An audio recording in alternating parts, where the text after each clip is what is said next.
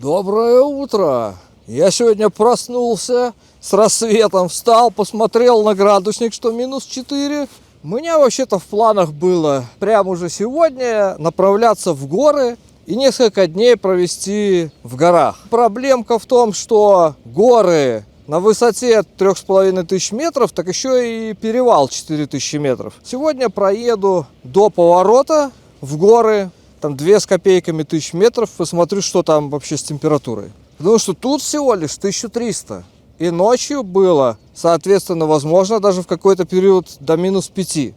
Пройдусь еще раз, посмотрю эту заброшенную достопримечательность, вам покажу. Классный такой, шатается хорошо. Как качели можно раскачать. А река, блин, такая скорость у нее и тишина. Вообще никаких звуков нету от нее.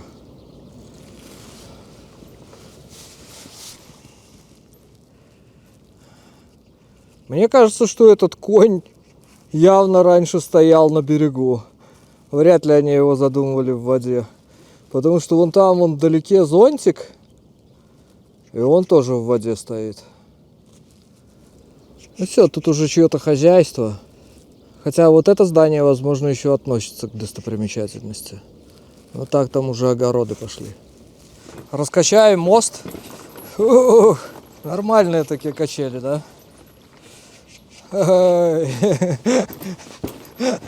Ой, блин, нормально так раскачал. Цапля, которая со мной ночевала, она прямо напротив моей палатки стоит. Вчера вечером прилетела, но так стоит, что я ее даже не видел. Такое ощущение, что реконструировали дамбу, потоки воды стали больше. И из-за того, что это не река, а это сброс воды с озера, возможно, запретили эту достопримечательность как небезопасную. Во все стороны дорожки идут прогулочные. Что вот это вот непонятно. Может, место для палаток, хотя место низкое, и сейчас вот они практически в воде стоят. Еще один мостик на какой-то островок. Пройдемся и по нему. Шаткий такой, ё-моё, нифига себе. Обычным шагом в резонанс вошел. На досках еще иней. Это еще площадка даже не сделана. Здесь, наверное, какой-то памятник должен стоять, потому что входа в нее нет. Все пожелтело. Осень. Такое ощущение, что это нормальная погода для этого времени года здесь. Хоздвор. О, лодки даже у них есть. Машины. Все пыльные такие. Ключа нету. На педали хоть понажимать. Тормозов, походу, тоже нету. Центральный вход заброшенный тоже.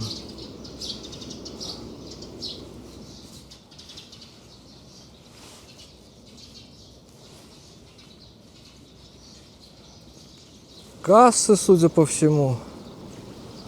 Камера даже стоит. Камеру оставили, так что меня видят. Еще 3 машины электрические. Непонятно, работало это когда-нибудь или нет. Уже трава поросла.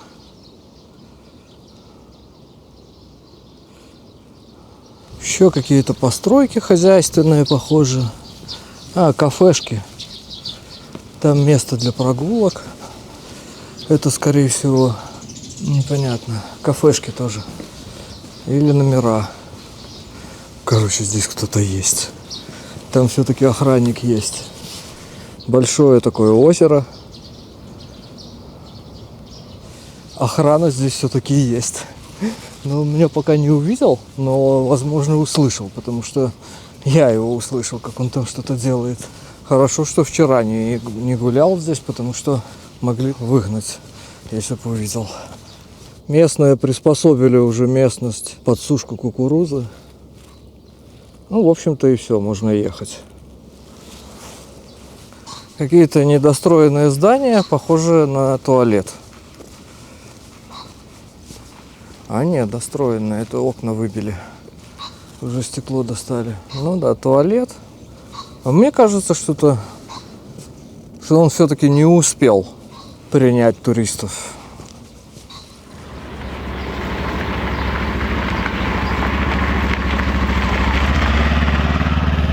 Через 100 километров поворот на горное озеро, которое находится на высоте 2 с копейками тысяч. Съезжу туда, посмотрю, каковы там температуры. Пока все стандартно, 5 градусов. Все, выехал на привычную дорогу. Обычная такая, с подубитым асфальтом и кучей грузовиков. Свои 120 я могу и здесь, и там ехать. Там только что спокойнее, без обгонов, а тут... И, блин, за обгоняющими глаз да глаз. Иногда вылетают нахрен в лобовую. Просто вот некуда деваться. А я когда погоду смотрел, она и показывала в это время года 20-24 может быть. Но я ж не учитывал, в горах будет минус. По-хорошему надо было начинать с начала августа.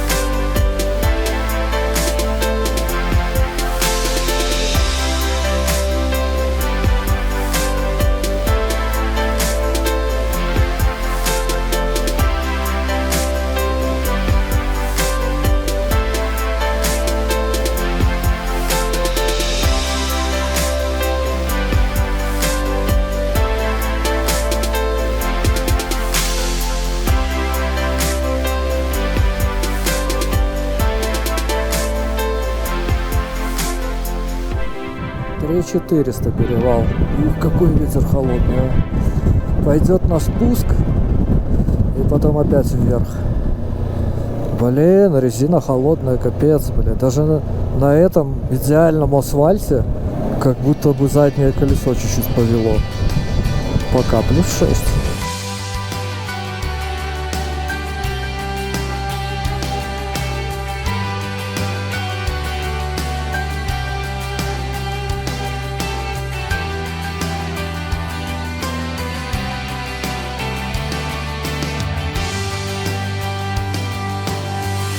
На перевале вот такая дорога, или она вся такая, но что-то мне очень хочется рискнуть, а то дальше еще несколько тысяч километров равнины будет. На 4000 я забрался, сейчас надо решать, ехать дальше или нет. Но, честно говоря, с одной стороны, ехать дальше это немного глупо, потому что 2 часа дня. А эту дорогу я должен был начинать с утра. И дальше она не будет падать ниже 3000. Но очень хочется. Поэтому, скорее всего, я поеду. И ближайший населенный пункт километров 300 отсюда. Так что ночевать придется где-то в горах на 3000 метров. При минус 10, скорее всего. Блин, микрофон забыл включить. Ладно, перезапишу. Собрался я, короче, ехать дальше. Здесь на 4000 пока 3 градуса, нормально. Но без акклиматизации я так вскочил, что прям... Просто вот поприседал немного, походил и уже такая дикая... Даже не одышка, просто херовать. Местные байкеры зовут что-то похавать. Нихау. Сюда. Угощают булочкой. Сеся. Ну, хоть батона поесть. Раз предлагают, то надо воспользоваться. Они не едут дальше. Они едут назад. Смог. На. Сеся. Какое курить, ё-моё. Я и так тут чуть дышу.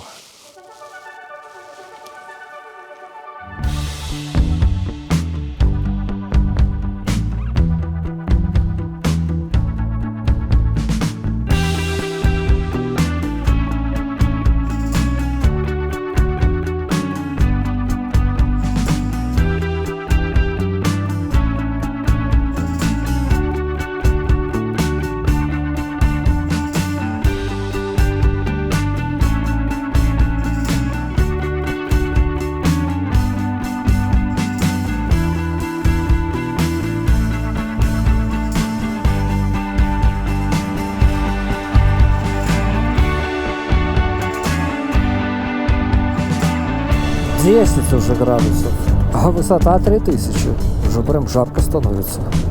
Казалось бы, блин, я думал, я в горы приеду, будет наоборот, здесь будет минус, а тут еще теплее, чем на равнине.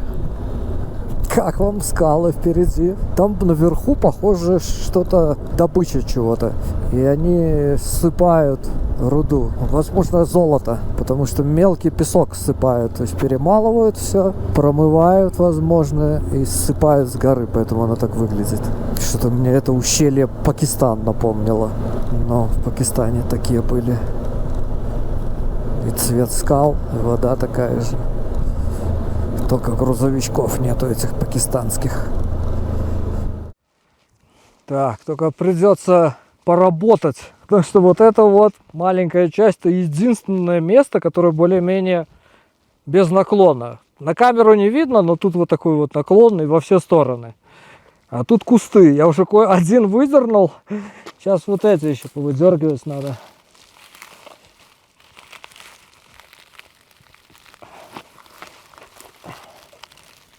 Оба-на. Почему я тут остаюсь, хоть сейчас еще и не можно было ехать, потому что завтра там почти 450 километров мне надо будет проехать до такой же высоты примерно, чтобы было там 2800. А весь день будет проходить на 4000. Сегодня это вообще просто не вариант. Потому что через буквально там 50 километров я поднимусь там на 3 с копейками, и все, дорога больше не опустится на промежутке в 400 километров. Поэтому завтра с самого утра надо выехать и проехать эту дорогу. Если, конечно, не испортится погода. Если испортится, мне ни туда дороги нету, ни в обратную сторону, никуда. Так что надо молиться на то, чтобы погода не испортилась. Пока что буду готовить место под палатку. Надо еще поравнять, убрать камни большие.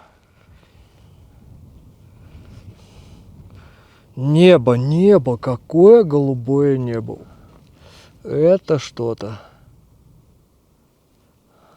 Солнце село, сразу холодина. Решил прогуляюсь в горы, типа там солнце еще будет. Но оно уходит быстрее, чем я иду. Слишком высокая гора. Полюбоваться еще голубым небом. Вот там вот горы красивые такие. Я прям не могу. Такое небо голубое, ну такое просто вот. Сейчас оно чуть бледнее стало, но все равно красотища. Интересно, какой будет минус здесь. Замерзну я или нет. Хожу тут по горам, камни рассматриваю. Такая щель, да? Интересно. Из-за чего такое случается? И тут такой набор камней, довольно рыхло лежащих. Ищу какие-нибудь камни. Все светлые камни. Просвечиваю фонариком. Хочется какой-нибудь сувенир привезти из Китая. Холодина, капец. Я уже не знаю, где-то градусов 6. Что делать, непонятно. 7 часов спать ложиться рано. Все горы, что мог, я тут уже облазил. Больше некуда пойти. В ту сторону какой-то карьер, в ту сторону 100 метров дорога. Вот здесь вот река протекает. Походил, думал, может какой-нибудь камешек интересный найду. Или золото, блин. Ничего, не знаю. Полезу, блин, в палатку, потому что все, руки мерзнут, ноги мерзнут. На мотоцикле сидишь, еще ветер. Не, на улице вообще не вариант. Зашился в палатку. Теплый спальник. Буду кино смотреть. Сейчас у меня тут фильмов. Я накачал море. Так что вот так вот заваливаемся. И все. Сегодня буду в этом спать, в пуховике. Я думаю, что будет не жарко ни разу. Хотя вчера в -3 я спал без пуховика. Но сначала лег в пуховике, потом снял его, потому что реально было жарко. Спальник рулит, пуховый, конечно, блин. Он так надуется, такой пышный становится. Доброе утро! Хоть чашка кофе теплая, руки погреть, потому что руки просто оледеневают. Ночью было -6, но спать было вообще без проблем. Слушай, ну вот пуховый спальник прям решает, так что я рекомендую вот этот вот Cumulus, как он там назывался, не помню, 450. 450 это наполнение пуха, 450 грамм. И он рассчитан до, по-моему, до 0 или до -2. И при -5 вообще никаких проблем. Прям комфортно. Та температура, которая у них указана, мне до этого говорили, что она соответствует и даже превышает. Так и есть. Не знаю, как я поеду. Но ехать надо прямо сейчас выезжать, потому что ехать 420 километров. Потому что следующее место, которое будет самое низкое, это тоже вот 2800, и это только через 420 километров. 2 перевала по 4200-4300, и в основном всю дорогу будет около 4. Это что-то, блин. В любом случае собираюсь по-быстрому и поехать. Тянуть не стоит.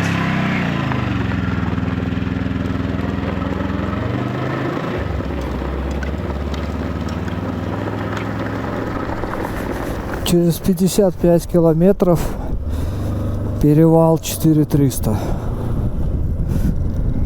На градуснике пока -3, -4. Колеса так и не накачал, блин. Гнать все равно не получится. Повороты закладывать не буду. Батарейка на холоде сразу сдохла. Еду 60. И то, блин, с закрытым визором сопли текут. -6. И это еще только начало. Потому что всего лишь 2800. А сейчас я еще поднимусь наверх. Надежда только на то, что солнце там немного прогрело. -7. Блин, не успеваю следить, как температура снижается. Заправка. Будем заправляться, если она работает.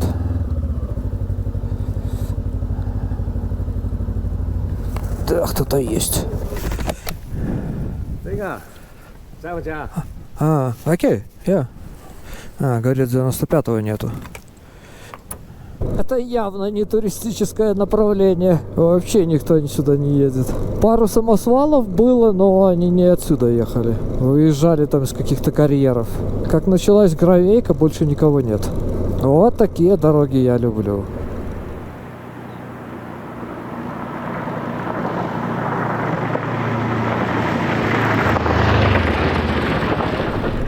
Вот я так и думал, что в горах какой-то свой микроклимат. Снега нет. Вот с той стороны с равнины я ехал по равнине на 1500, смотрел на эти снежные горы, где уже на 2000 снег лежал. И думал, блин, какие нафиг 4000? Ну, конечно, температура вот -5, но так как яркое солнце, оно греет, ноги не замерзают, как из тени выехал. И снова это голубое небо. Я не знаю, синька просто, синька. Дайверы, короче, меня поймут. В Красном море синька выглядит так же. Кто нырял в Дахабе в Белс, когда с балкона выходишь на 27 метрах или сколько там, дна не видно, там метров 200 под тобой, и вот это вот синька. Реально такое же небо здесь. Офигеть, я просто не могу насмотреться на него. Это еще не самое голубое небо. Еще только раннее утро, еще легкая дымка на нем есть. Вчера было еще более голубое. Вот и засада. Лед на дороге. И как раз на подъеме. Как его объехать? Сбоку Ну, тут тоже, но в принципе можно. По льду. Он уже, конечно, блядь. Блядь. Нихера себе.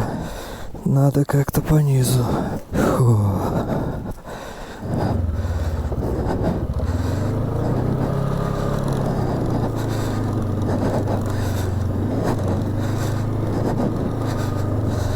Так, один проехал. Попробуй так, что ли, проскочить. Так, ну тут... Фу. Нормально. После песка, довольно сырого, на резине немного песок налипший есть, поэтому такие маленькие участки проскакивает. Поднялся на 3700, потеплело, +1, но ручьи пока замерзшие. Очень сухой воздух, настолько сухой, что просто горло раздирающее. Пытаюсь дышать носом, немного дышу ртом, и все, горло сразу же пересохло. Просто вот глотаешь уже с болью. Ага, уже подтаял, уже хорошо. Вот через эту гору надо перемахнуть. Вон дорога идет так, вот так и туда. Я все боюсь теневой стороны горы, что там может быть снег и лед. Красота. В горах свой микроклимат, как вот на Памире, когда поднимаешься больше 4000 метров, там местные говорят, что вот на этом перевале Акбайтал даже зимой снега не бывает. То есть на 3000 есть, потом где-то после там 3800 или сколько, раз его нету. Говорит, там всегда ясно. Вот и здесь примерно похоже, что то же самое. Нехилый такой серпантин, долго крутится. Вот и перевал 4300, даже с копейками. Короткий перекур и дальше поедем.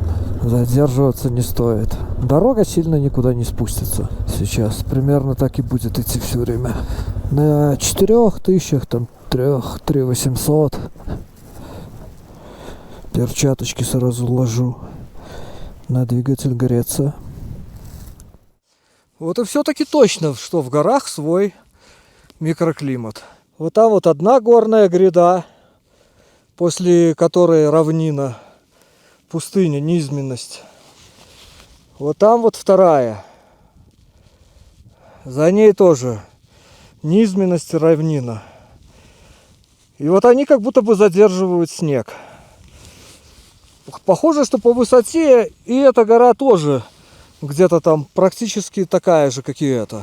Но только там есть снег, а здесь нету. Долго не задерживаюсь. Эй, привет!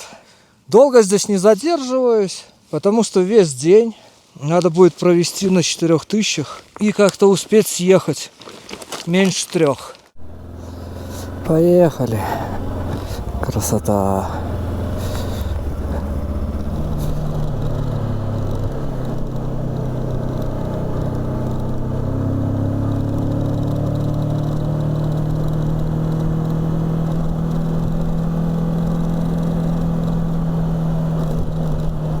Заяц.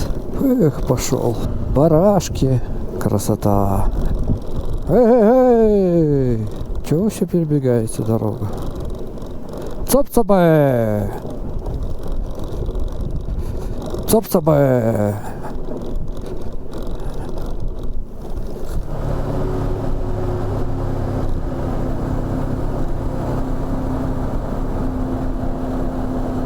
Вот и асфальт пошел. А я резину накачивать не буду, так потихоньку поеду. Сдается мне, на очередном перевале он опять может закончиться. Какой-то населенный пункт, заправка есть. Следующая заправка через 200. Я думаю, хватит. А вот в магазин не мешало бы какой-нибудь зайти. О, опять уже эти монахи, тибетские одежды. Хотя это не Тибет. Тут очень близко он, но это не Тибет. Деревенские эти магазины тут ни хренашеньки нету. Просто, блин. Сельпо. Печенье. Даже этого Ролтона нету. Нихау. Все, затарился в соседнем магазине, все было.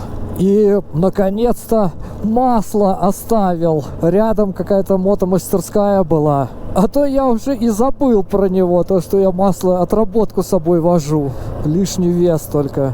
Они вообще без проблем, да, давай эти 2 бутылки себе куда-то в бочку перелили. Мне кажется, что они отапливаются этим маслом, так что с удовольствием его берут. Мне, оказывается, 200 километров до ночевки, а не 400, как я думал. Это навигатор не хотел через этот перевал вести, и он вел как-то там вокруг. Зря я так рано вставал, перся по холоду. Я думаю, и так бы успел. Хотя, кто его знает, что там впереди. Еще один перевал. 4100 или 4200, какой-то такой вот. Похоже на ледники. Как будто бы не тают никогда. Небольшие такие. Перевал. 4130. Это, наверное, последний. Такой высокий. Пошли опять. Дорога волнами пошла. Оба, блин, подлетел. Аж трекшн срабатывает.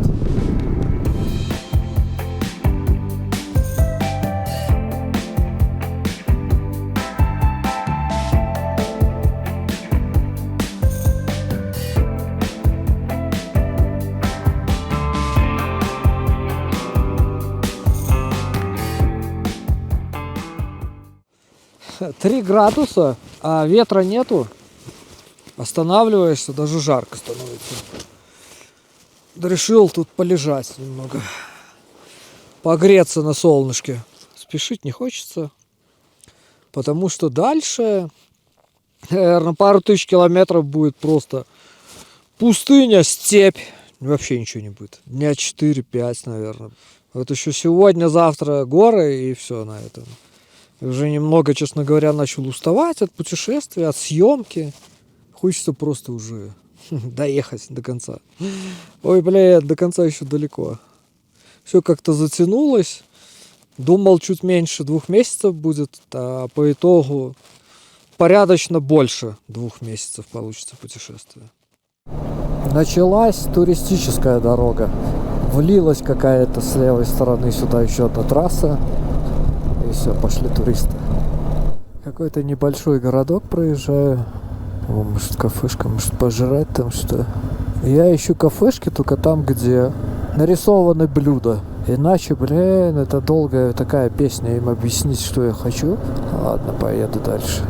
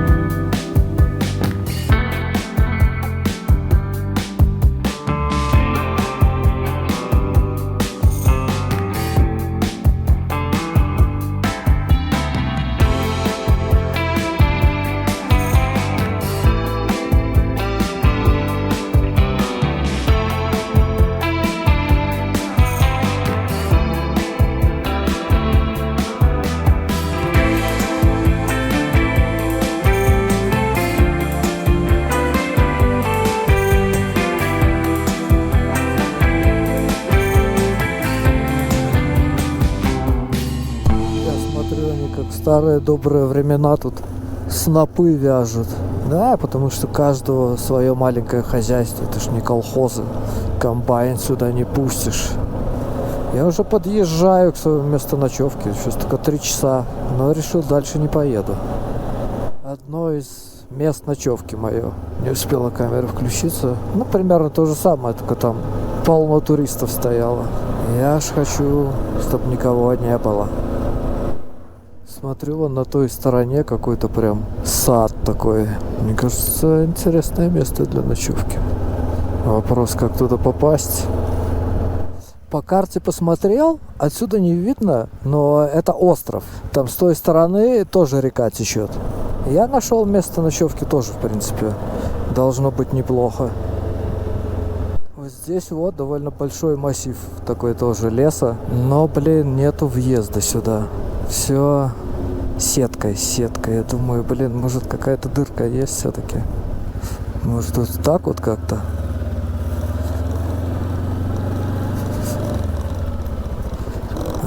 Хрен там перекопали. Прогулялся туда. Ну, заехать можно. Но вернуться, конечно, тоже можно там. Там везде знаки стоят. И какие-то, типа, знаки, что якобы здесь, ну, типа, косули там, или как это, как они там китайские называются. Сайгаки.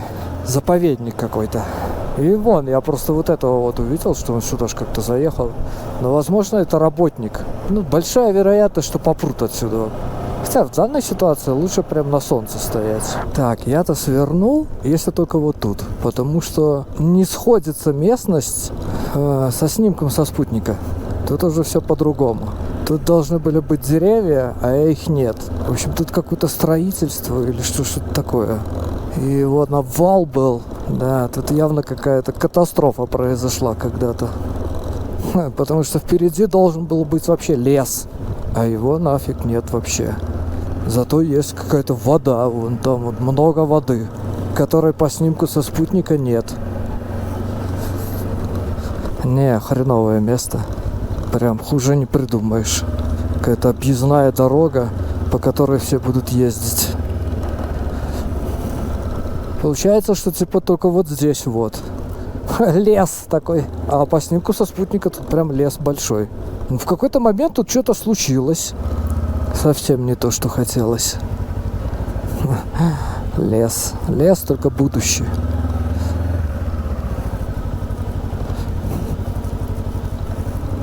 Останусь здесь. Нашел, в принципе, нормальное место. Зато вид на гору есть. Поляна. Зайцы есть. За сегодня 2-го. И лису видел сегодня, но GoPro не захотела включаться. А прикольно, она такая охотилась. И даже не убегала, когда я остановился. Вот здесь вот. По крайней мере, ровное место. Типа я в лесу. Так, все, решил все-таки гречку. Хватит, эти макароны есть. Надо гречечки. Раз. 2. И то, наверное, многовато на раз будет. 3:30 только. Все равно были мысли. Блин, может поехать дальше. Потом думаю, не, чувак, ты себе дома сказал. Никуда не спешить. Вот и не спеши. Нормальное место, ё-моё, сейчас привыкну. Просто не то, что хотелось. И поэтому ты такой, блин, что-то не то. Хочу другое. А часто такое бывает. Потом какое-то время пообвыкнешь и понимаешь, нормальное место, ё-моё. Зато есть шикарный вид на гору. Ну и в принципе тут такие довольно неплохие виды. Там даже горы немножко со снегом. Все вещи по местам, как обычно. У меня уже у каждой вещи свое место на мотоцикле. Сушка, пока проветривание, потом все в палатку собираю к вечеру. Где-то заяц тут бегал. Я думаю, что он больше не появится. Гречка готова. Трон тоже. Вид тоже готов. Уже давно. Я решил больше тушенку не смешивать с гречкой. Походу мне именно этот вкус надоел, когда она смешана. А по раздельности нормально. Сейчас уже, я не знаю, какой там день путешествия. Может, 40-й где-нибудь. И только сейчас я понял, что мне надоело путешествовать. Становится рутиной. Места интересные, мне все нравится. Но вот все забывается красивое. И запоминается только то, как я ставлю палатку, что-то вожусь, готовлю еду, собираю палатку. Вот бытовуха одна в голове. Это уже просто усталость от путешествия. 1,5 месяца вот путешествие, это вот то, что надо для меня. Месяц я наслаждаюсь, через 1,5 месяца уже есть чувство полного насыщения. В кепке, потому что солнце печет так, что просто вот... Я сегодня не вовремя намазался кремом и сгорело лицо. Но оно, может, не сильно сгорело, но прям все, я чувствую жар такой, как будто у тебя температура. И вот так вот постоишь, шея чуть-чуть открыта, все, как будто, блин, на паяльник кто-то приложил. Так это вот 2700. А на 4000 прям, не дай бог, вот шею вот так вот выставить на 5 минут, все, сразу ожог.